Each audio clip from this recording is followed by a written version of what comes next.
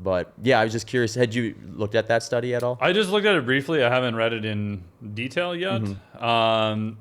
My takeaways were similar to yours, that I would have expected more of a speed and power kind of drop off. But if I remember right, they were trained, but they were not like super high level people either.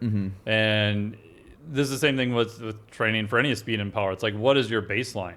You know, if your baseline is you haven't done a lot of speed and power training, so you're at a much lower level, then nothing's probably going to make that much of a difference, right? If you're at a very high level, now you're more sensitive to it, and a small drop off is going to be more present, right? So some of the work I did with cyclists, we would put them on a ketogenic diet, and even like speed and power, like ability to pass people, that kind of stuff. Like if they were an average, I'd say okay rider, it didn't really change a whole lot.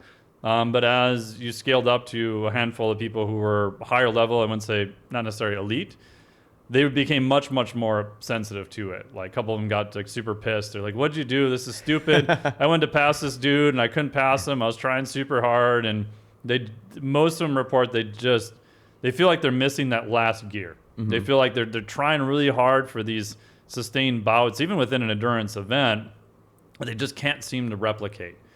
So I think the higher level athlete you scale up to, that's going to become more important.